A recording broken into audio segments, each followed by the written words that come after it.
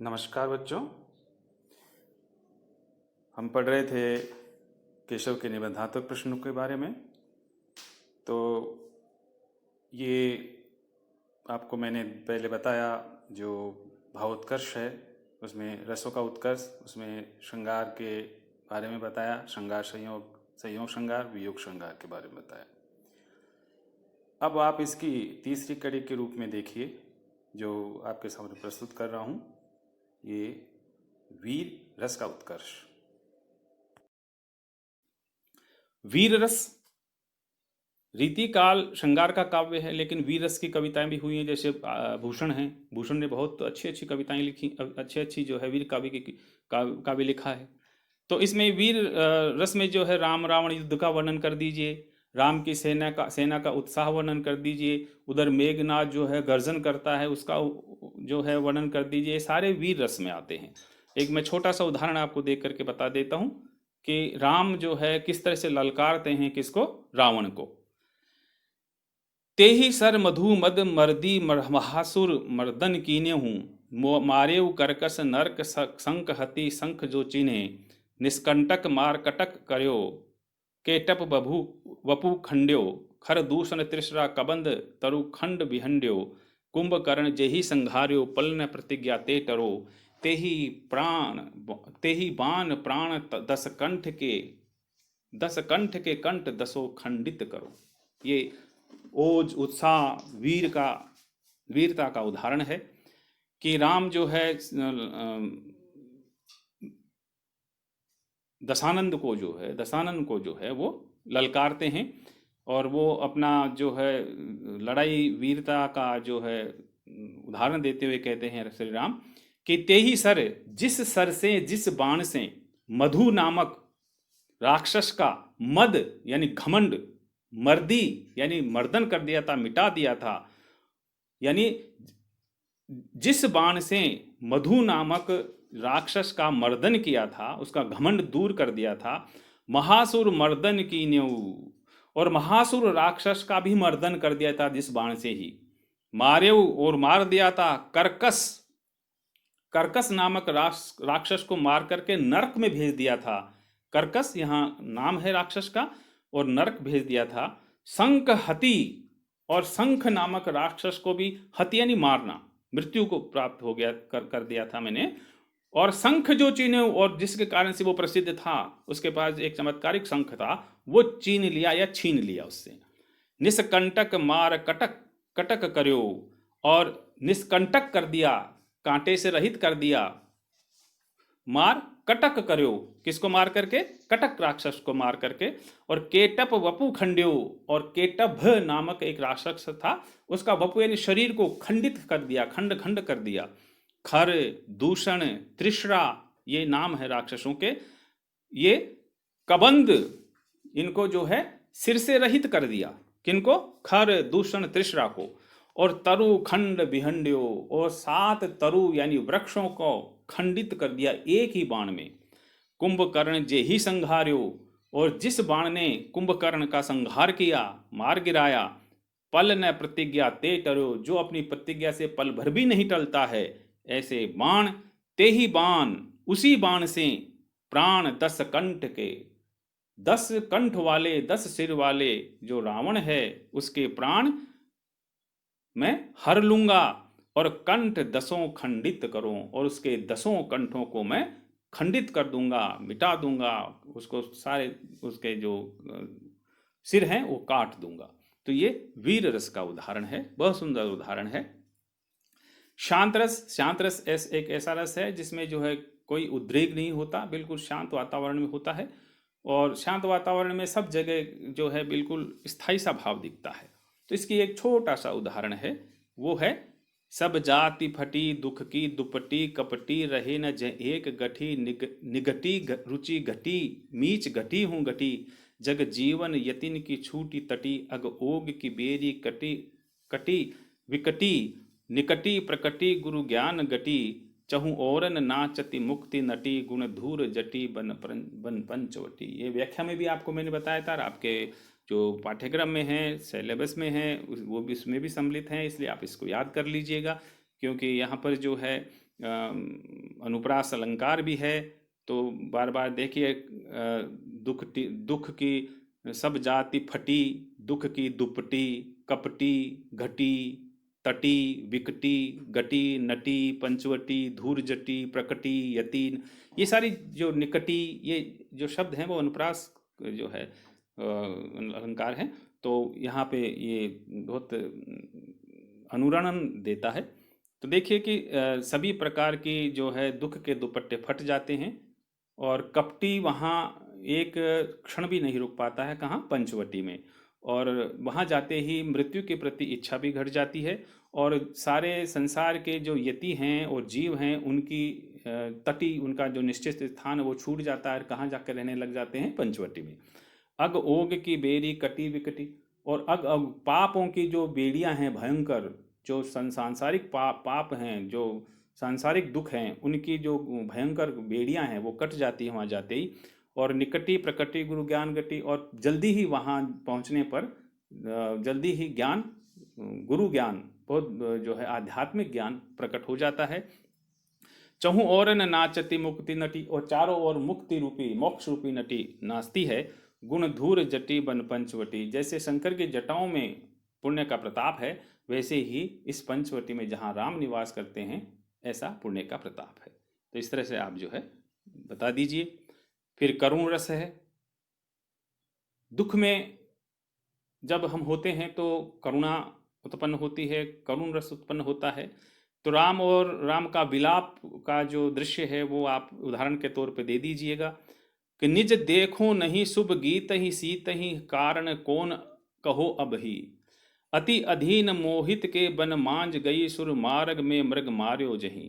कटु कछु बात कुछ कटु बात कुछ तुमसो कही आयो, कीधो तेई त्रास डराय रही। अब है ये पर्ण कुटी कीधो ये लक्ष्मण होई नहीं। जब रावण सीता को उठा करके पर्णकुटी से ले जाता है और जो माया मृग है उसको मारने के लिए राम चले जाते हैं, तो जब लौटते हैं कि लक्ष्मण को सीता की रखवाली के लिए छोड़ के गए थे, लेकिन सीता ने जो है बड़े ज़बरदस्ती जो है लक्ष्मण को भी राम के पीछे भेज दिया। जब उनकी आर्त करुण आवाज़ आई तो उनको भेज दिया गया। तो जब दोनों भाई लौट के आए तो उस पर्णकुटी में सीता नहीं थी। सीता नहीं थी तो सीता को वहां पर्णकुटी में न पा करके राम किस तरह से विलाप कर रहे हैं, ये देखिए। इसका करुण रस का एक परिपाक उदाहरण देखिए कि निज देखो नहीं शुभ गीत सीत ही, अपनी सीता को नहीं देखा जब पर्णकुटी में। गीत सीत ही, शुभ गीत, मंगल गीत गाने वाली जो सीता है उसको जो है नहीं देखा। कारण कौन कहो अब ही, क्या कारण है कि सीता अपनी पर्णकुटी में नहीं है। अति अधीन मोहित के बन मांझ गई, सुर मार्ग में मृग मार्यो जही। या तो अति मोहित होकर के लोभ में, अति अधीन मोहित, अति अधीन मोहित, मोहित यानी लोभ में, बन मांझ गई, वन में चली गई। सुर मार्ग में मृग मार्यो जही, जहां मैंने मार्ग में जो है स्वर्ण मृग को मारा था तो वो रह नहीं पाई और उसको प्राप्त करने के लिए चली गई हो। कटु बात कुछ तुमसो कही आई, कि किधो ते ही त्रास डराई रही। या फिर हे लक्ष्मण, तुमने कुछ कटु बात कह दी हो सीता जी को, या फिर तुमने उनको डरा दिया हो, इसलिए वो यहां से चली गई। अब ये पर्णकुटी कीधो वह लक्ष्मण हो ही नहीं। या तो ये पर्णकुटी नहीं है, मैं किसी दूसरी जगह आ गया हूं, या फिर मेरा भाई लक्ष्मण नहीं है, ये कोई और ही है। क्योंकि इतनी ज़्यादा दुख हो रहा है सीता के नहीं मिलने से कि राम जो है अपने होश खो देते हैं और इस तरह से विलाप करते हैं। तो ये करुण रस का उदाहरण देखिए। विभत्स रस, जिसको देख करके हमारे मन में जो है बड़ा अजीब सा जो है महसूस होता है, वो विभत्स रस कहलाता है। जैसे किसी मरे हुए जानवर को देख लेते हैं और ऐसे बिल्कुल कोई एक्सीडेंट वगैरह को देख लेते हैं तो हमारा मन बड़ा विचलित हो जाता है, देख नहीं पाते हैं, विभत्स रस कहलाता है। तो इसका उदाहरण भी आप देख लीजिए। परशुराम जी कहते हैं जब धनुष भंग हुआ तो परशुराम जी वहाँ आए और अपने धनुष को भंग करने वाले के बारे में जो है कहने लगे, और अपना उनका जो एक परसा था, फरसा जिसको कहते हैं, वो परसा जो है इस तरह से कहते हैं 21 बार क्षत्रियों को इस पृथ्वी से समाप्त कर चुका था। तो ऐसा ऐसे पराक्रमी जो ये परशुराम जी हैं वो कहते हैं, अपने फरसे को संबोधित करते हुए कहते हैं, केशव है राज को मांस हलाहल कोरन खाई लियोरी, ता लगी मेद महीपन को धृत धोरी दियो न सिरानो हियोरे, खीर खड़ानन को मद केशव सो पल में करी पान लियो रे, तोलो नहीं सुख जो लहू तू रघुवंश को सोन सुधा न पियो रे। केशवदास जी कहते हैं कि परशुराम जी कह रहे हैं कि ये फरसा वही है राज को मांस हलाहल खोरन कोरन खाए लियो। है राज का जो मांस था, हलाहल विशेला, उसके कोर कोर उसका एक एक टुकड़ा खा लिया था इस फरसे ने। ता लगे मेद महीपन को धृत धोरी दियो। तो जब जहर खा लेता है आदमी तो उसको घी पिला दीजिए। तो ये फरसे ने किसका मांस खा लिया? जहर जहर रूपी मांस खा लिया है राज का। तो इसको धोने के लिए इसको मेद महीपनी, मेद यानी चर्बी युक्त, घमंड से युक्त, महीपन धरती के राजाओं के, घमंडी धरती के राजाओं को मार करके उनकी चर्बी से, चर्बी रूपी घी से इसको धो लिया था, लेकिन फिर भी इसका हृदय शीतल नहीं हुआ। खीर खड़ानन को मद केशव, और खड़ानन का जो है मद घमंड दूर कर दिया था। पल में कर गयो पान रे, पल में जिसका जो है मद का पान कर लिया था ये फरसे ने, तो लो नहीं सुख जो लहू तू रघुवंश को सोन सुधा न पियो रे। तो जब तक इसका हृदय शांत नहीं होगा, जब रघुवंश का सोन सुधा अमृत का पान नहीं कर लेगा, अर्थात हे राम, हे रघुवंश के स्वामी राम, जब तक मैं आपको इस फरसे से मार नहीं दूंगा, इससे फरसा शांत नहीं होगा।